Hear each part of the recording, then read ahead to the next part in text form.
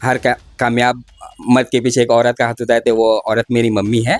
तो मैंने बहुत सारे अटेम्प्ट लिए बट मैंने हार नहीं माना। और एक्चुअली बोलते हैं ना कि किसी सब्जेक्ट से प्यार हो जाए, तो मुझे अकाउंट्स और टैक्सेशन में थोड़ा सा ज़्यादा लगाव था। और फेल हो रहा तो थोड़ा बहुत डिमोटिवेशन होता है मैम, थोड़ा सा अच्छा नहीं लगता है कि सक्सेसफुल नहीं हुआ है। बट वो सब्जेक्ट से हमको लगाव था। कोई भी कोर्स डिफ़िकल्ट और कोई भी कोर्स आसान है, बोथ है। अगर आप उसको मन से और अच्छे से अगर आप पढ़ाई करोगे तो वो कोर्स आपके लिए इजी है। अगर आप फॉलो करोगे तो my suggestion is you will crack, definitely crack. अगर आपको अगर थोड़ा बहुत लगता भी है डिमोटिवेट होते हो, तो डिमोटिवेट होने की ज़रूरत है, क्योंकि बहुत सारे फिलोसोफर का कहना है कि हार्ड वर्क्स पेज ऑफ। तो बस ये जो जिनको मैं अभी बहुत मिस कर रहा हूँ ये सिचुएशन में, क्योंकि मैंने जब एक पहला ग्रुप क्लियर किया था सीए फाइनल का, तो मैंने जब उन्हें इन्फॉर्म किया था, ये खुशखबरी दी थी, तो बहुत स्माइल किए थे वो। और मेरा थोड़ा सा घर में फाइनेंशियली प्रॉब्लम था, मेरे अब्बू का हेल्थ प्रॉब्लम था, उनका डायलिसिस होता था, तो उनको मैंने सपोर्ट किया अपने फैमिली में। इसी वजह से मैंने पढ़ाई में से थोड़ा डिस्ट्रैक्शन हो गया। एक बार जहाँ अगर पढ़ाई आप छोड़ दोगे तो फिर आप डिस्ट्रैक्ट हो जाओगे। तो मैंने एग्ज़ाम देने का जो प्रोसेस है उसको कंटिन्यू रखा। आप बेलगछिया का नाम रोशन कर दिए और हम लोगों का लोकेलिटी का भी नाम रोशन कर दिए, तो मुझे अच्छा लग रहा है मैम। प्राउड तो फील नहीं करूँगा, क्योंकि प्राउड नहीं फील करना चाहिए, बट अच्छा लग रहा है। अगर आप और दिल लगा के नहीं पढ़ाई करोगे और अगर आप दिल लगा के मेहनत और पढ़ाई करोगे तो every course is easy, whether it is CA, whether it is MBA, whether it is MBBS, whatever it is. जी हाँ, इस वक्त हमारे साथ मौजूद है एहतेशाम अहमद जी। पहले तो आपका बहुत बहुत स्वागत है सुपर न्यूज़ 24 में। थैंक यू और बहुत बहुत बधाई। आखिरकार कई मुश्किलों का डटकर सामना करते हुए आखिरकार आपने अपनी मंजिल हासिल कर ही ली। तो कैसा लग रहा है? सबसे पहले मैं अल्लाह ऑलमाइटी का शुक्रिया अदा करना चाहूँगा कि उन्होंने मुझे ये होप दिया और मुझे ये पावर दी, ताकि मैं ये मैंने डिफ़िकल्ट जर्नी को मैं क्रॉस कर सकूँ। और इसकी में मेरी मम्मी ने कहते हैं कि हर कामयाब मर्द के पीछे एक औरत का हाथ होता है, तो वो औरत मेरी मम्मी है। और सिर्फ मेरी मम्मी भी नहीं, मेरे पूरे फैमिली, मेरी मिसेस में मुझे ये इस जर्नी में सपोर्ट किया है। और मैं सबका शुक्रिया अदा करना चाहूँगा कि इस सफ़र में हमको सक्सेस करने के में अचीव करने के लिए। एहतेशाम जी, जो कि असफलता से लेकर सफलता की जो राह है काफी मुश्किल होती है, तो सीए में आप असफल हुए करीब 7 बार, 7 से 8 बार। उससे भी ज़्यादा है मैम। अच्छा, उससे तो अभी मैंने नहीं बोल पा रहा हूँ कि कितना है, एक्चुअल काउंट नहीं कर पा रहा हूँ। तो मैंने बहुत सारे अटेम्प्ट लिए बट मैंने हार नहीं माना। और एक्चुअली बोलते हैं ना कि किसी सब्जेक्ट से प्यार हो जाए, तो मुझे अकाउंट्स और टैक्सेशन में थोड़ा सा ज़्यादा लगाव था। और मेरे टीचर लोग भी बोलते थे, मैंने जब मैं एचएस पास किया, बीकॉम में गए, तो मेरे टीचर लोग भी बोलते थे कि हाँ, कि तुम्हारा अकाउंट्स और टैक्सेशन जो है, कॉर्पोरेट लॉ जो है, वो साइड सही है। तो उन्होंने सर ने मुझे गाइड किया, तो मैंने ये कोर्स को चुना और मुझे अच्छा लग रहा था। मैं फेल हो रहा था तो थोड़ा बहुत डिमोटिवेशन होता है मैम, थोड़ा सा अच्छा नहीं लगता है कि सक्सेसफुल नहीं हुआ है। बट वो सब्जेक्ट से हमको लगाव था, तो वो सब्जेक्ट जो है हम पढ़ते गए अच्छा लगता गया, हर बार पढ़ते रहे। बस इस बार थोड़ा मेहनत रंग लाई और मैंने। एहतेशाम जी के चेहरे पर जो मुस्कान आप देख पा रहे हैं, ये अभी की नहीं, उसके पीछे बहुत कह सकते हैं कि बहुत बड़ा एक बहुत मेहनत रही है इसके पीछे, एक बहुत बड़ा एक आपकी जर्नी रही है बहुत कठिनाइयों से भरी। तो आपने बहुत इजीली कह दिया, मगर जैसा कि आप सभी जानते हैं कि सीए की परीक्षा काफी कठिन होती है। अच्छे-अच्छे जो रैंकर्स होते हैं, अगर वो पहली बार में या दूसरी बार में अगर फेल हो जाए तो उनका मनोबल टूट सा जाता है, कह सकते हैं कि वो बिखर से जाते हैं। मगर 7 से 8 बार, ऊपर से एहतेशाम जी आपकी शादी हो चुकी है और आप जॉब भी कर रहे हैं, तो ऐसे में जो पढ़ाई का जो परिवेश है वो तो एकदम अलग हो जाता है, क्योंकि इस परीक्षा में काफी घंटों तक पढ़ाई करनी पड़ती है और पूरे फोकस के साथ। तो कैसे किया? और जो अभी सीए की तैयारी कर रहे हैं या जो छात्र असफल हो चुके हैं और जिनका मनोबल टूट गया है, उनके लिए क्या कहेंगे? मैम, मैं वो स्टूडेंट के लिए सिर्फ यही कहना चाहूँगा कि कोई भी कोर्स डिफ़िकल्ट और कोई भी कोर्स आसान है, बोथ है। अगर आप उसको मन से और अच्छे से अगर आप पढ़ाई करोगे तो वो कोर्स आपके लिए ईज़ी है, और अगर आप मन से और दिल लगा के नहीं करोगे तो आपके लिए टफ़ है। तो मैं उन स्टूडेंट से यही कहना चाहूँगा कि आप कर सकते हो, और आप अगर अच्छे से पढ़ाई करके जाओ, इन डेप्थ नॉलेज एक्वायर करके जाओगे और एग्ज़ाम हॉल में प्रैक्टिस करोगे क्वेश्चंस का, जो हमारे पास क्वेश्चन पेपर है, और जो हमारे सर है, जो टीचर है, जैसे कि टैक्स के लिए भंवर राणा सर है, फाइनेंशियल अकाउंटिंग के लिए प्रवीण शर्मा सर है, जीएसटी के लिए विशाल बत्तर सर है, सीए राजकुमार अग्रवाल सर है। उनका आप अगर नोट्स फॉलो करोगे और उनका जो इंस्पिरेशन देते हैं ड्यूरिंग क्लास आवर्स में, तो उनका आप अगर प्रोसीजर फॉलो करेगा और उनके सम्स को जो सम्स इम्पोर्टेंट बोलते हैं, उनके सम्स को अगर आप प्रैक्टिस करके जाओगे बाय हैंड रिटन, तो आप इंशाल्लाह आप बिल्कुल क्लियर कर पाओगे। जैसे कि आपने बहुत सारे सेंटर के नाम बताए, तो उनमें क्या खास बात है? कुछ स्पेसिफिकली कोई इंस्टीट्यूट जहाँ पर, और बाकी जो जनरल जो नॉर्मल है उस इंस्टीट्यूट में पढ़ाने का तरीका भी अलग होता है टीचर्स का, इस वजह ये भी फैक्टर करता है? यस मैम, फैक्टर करता है, क्योंकि जो फैकल्टी होते हैं उनको स्टूडेंट को इन डेप्थ नॉलेज का वो माने स्टूडेंट को ये देते हैं, और प्लस वो एग्जाम में किस तरह से लिखना है, किस तरह से प्रेजेंटेशन करना है, क्वेश्चन का आंसर, और एग्जामिनर क्या चाहता है आपसे, ये सब का वो गाइडेंस देते हैं हम लोगों को ड्यूरिंग लेक्चर्स में। तो और क्वेश्चंस को किस तरह से है मैंने प्रैक्टिस करना है, किस तरह से कॉन्सेप्ट को क्लियर करना है, तो ये सब जो है सर लोग जो है बहुत अच्छे से क्लैरिटी देते हैं मैम। तो ये सब है तो ये सब अगर आप सर के गाइडलाइंस और नोट्स, और जो सर बोलते हैं कि ये सब पढ़ो अच्छा से, मन लगा के पढ़ो, तो ये सब अगर आप फॉलो करोगे तो my suggestion is you will crack, definitely crack. अगर थोड़ा बहुत लगता भी है, डिमोटिवेट होते हो, तो डिमोटिवेट होने की ज़रूरत है, क्योंकि बहुत सारे फिलोसोफर का कहना है कि हार्ड वर्क्स पेज ऑफ। तो बस यही मैं कहना चाहूँगा।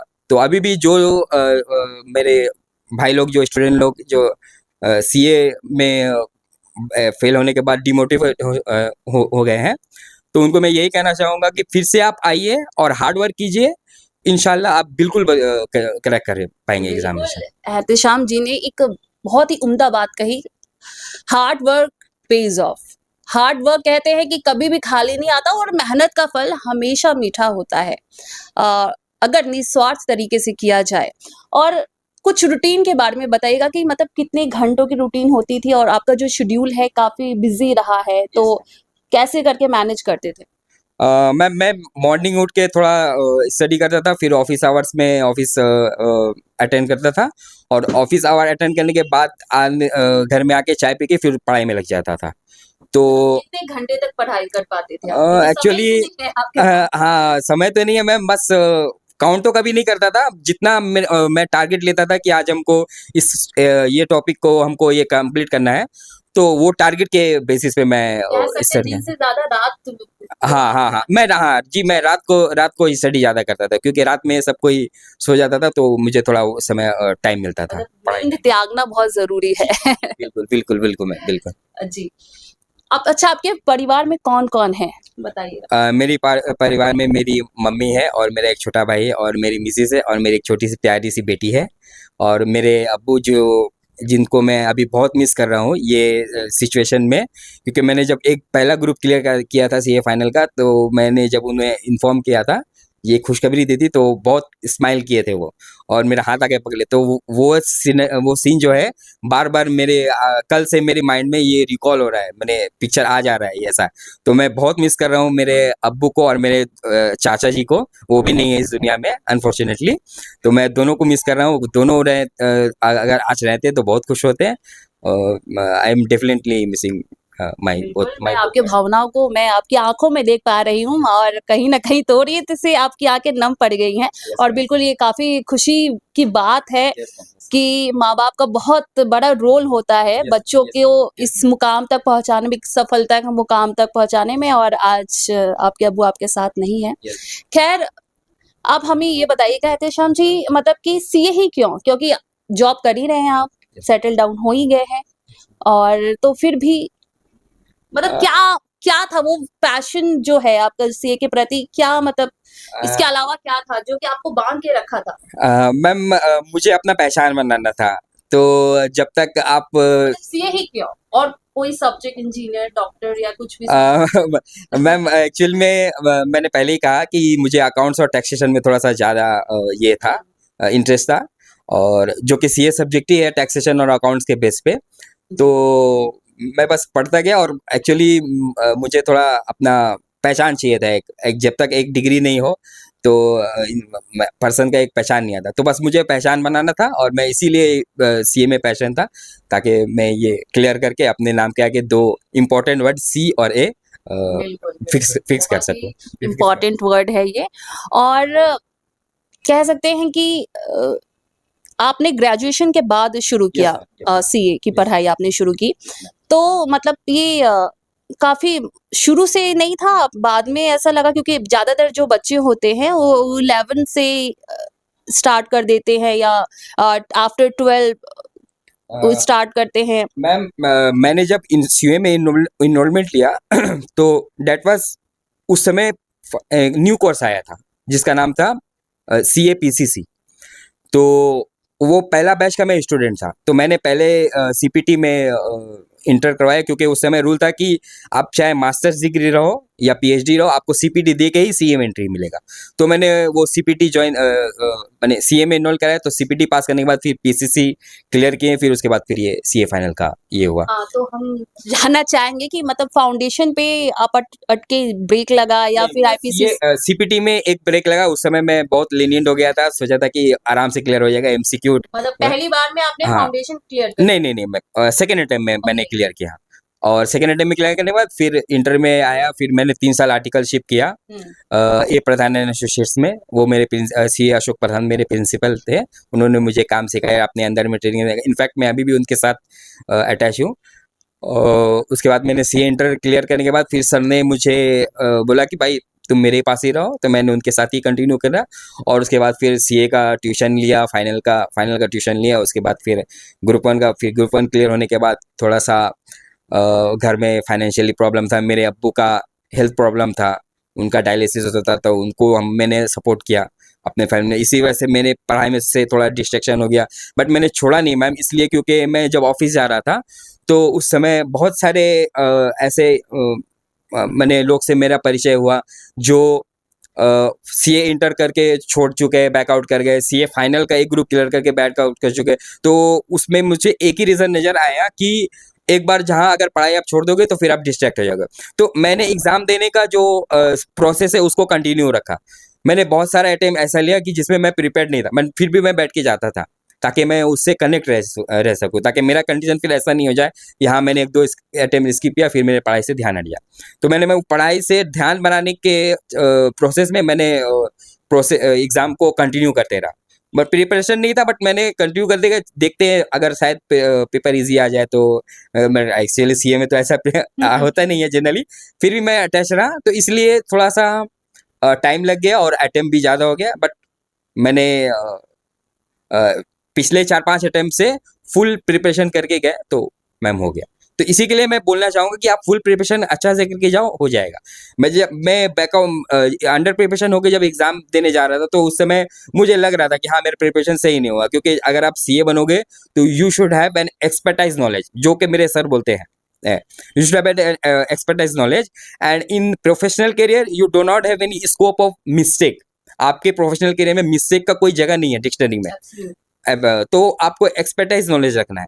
तो इसीलिए पिछला जो 4-5 अटेम्प्ट था वो उस समय उसमें मैं फुल स्टडी करके जा रहा था। तो आप देखिए 5th अटेम्प्ट बाद 6th अटेम्प्ट में हो गया मेरा, और उससे पहले मैं अटेम्प्ट ले रहा था, बट एक्चुअली मैंने अंडर प्रिपेयर्ड था, तो इसलिए नहीं हो पा रहा था। तो मुझे इसीलिए मैं डिमोटिवेट नहीं हो रहा था, क्योंकि मैं जान रहा था कि मैंने पढ़ा ही नहीं है, तो जब मैं पढ़ूंगा नहीं तो फिर प्रयास कैसे कर पाऊंगा।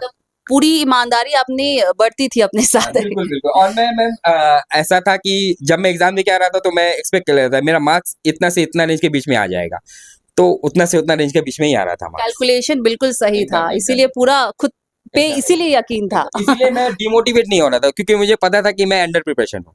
हाँ, मैं पिछला 4-5 अटेम्प्ट से मैं पूरा फुल अटेम्प्ट करके जा रहा था, तो वहाँ पे मेरा एग्जाम हॉल में रिटन प्रैक्टिस जो है वो थोड़ा सा उसकी कमी रह जा रही थी, इसलिए मैं बहुत सारा क्वेश्चन जो है वो छूट जाता था हमसे, तो इसीलिए मार्क्स स्कोर नहीं कर पाता था।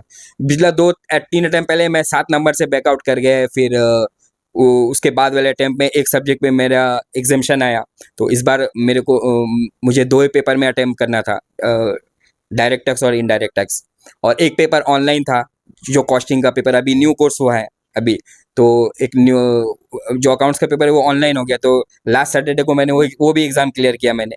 तो वो एग्ज़ाम क्लियर करने के बाद फिर ये कल का दिन, थर्सडे का दिन, ये फाइनल का रिजल्ट आया, तो पूरा कोर्स कंप्लीट। जी। एक बहुत ही उम्दा बात दर्शकों, जिस तरह से एहतेशाम जी ने कहा कि वो खुद से ईमानदार थे और उन्हें पता था कि उनकी तैयारी पूरी नहीं है, इसी वजह से हो सकता है कि वो उनका मोटिवेशन कहीं गड़बड़ाया नहीं, डगमगाया नहीं, क्योंकि ज्यादातर मामलों में देखा जाता है कि लोग दूसरों को कसूरवार ठहराते हैं, या तो एनवायरनमेंट को कहते हैं, या तो कहते हैं टीचर में कमी थी, या काफी टफ पेपर था, लेकिन इनका कहना है कि इनकी तैयारी पूरी नहीं थी और इन्हें पता था लगभग।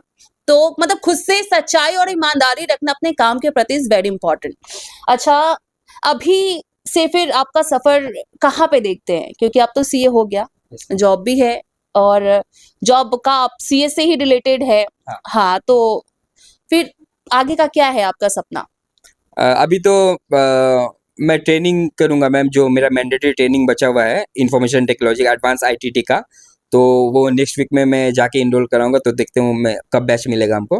वो इनरोल कराने के बाद फिर मैं मेंबरशिप अप्लाई करूँगा, मेंबरशिप लेने के बाद फिर मैं बिग 4 है, बिग 4 में एक बार ट्राई करता हूँ, जैसे कि PwC, डेलॉयट, अर्नेस्ट यंग, ये सब में ट्राई करूँगा, शायद MNC मल्टीनेशनल में। तो विदेश में जाके काम करने का इरादा है? विदेश नहीं मैम, इंडिया में ही है, क्योंकि फैमिली के साथ थोड़ा नहीं, रहना। वहाँ पे मौके भी मिलेंगे। हाँ, हाँ, हाँ। कंपनी में अधिकतर लोग इसीलिए जुड़ते हैं यस कि मैम, बाहर यस मैम, रहने यस का मैम, स्कोप मिले उन्हें। Yes ma'am, yes ma'am. तो बस यही है, जॉब करने का इरादा है। अच्छा, हमारे रिसर्च के मुताबिक हमने पाया है कि आप बेलगछिया के रहने वाले हैं और यहाँ पर आप पहले सीए हैं, तो इस बात पे कितना गर्व है, और बेलगछिया में जितने भी निवासी हैं उन्होंने आपको मतलब क्या कुछ कहा और क्या प्रतिक्रिया रही, क्योंकि कल तो पार्टी या कुछ तो रहा होगा, क्योंकि 7-8 सालों का मेहनत आखिरकार रंग लाया। Yes ma'am. हाँ, मुझे भी पता चला मैम, सब बोल रहे थे कि आप बेलगछिया के पहले से हो, और मेरे लोकेलिटी में बहुत सारे मेरे फ्रेंड्स ने मुझे कॉन्ग्रेचुलेशन किया कल, बोला कि अभी जस्ट एक मैंने फ्रेंड ने बोला कि आप बेलगछिया का नाम रोशन कर दिए और हम लोगों का लोकेलिटी का भी नाम रोशन कर दिए, तो मुझे अच्छा लग रहा है मैम।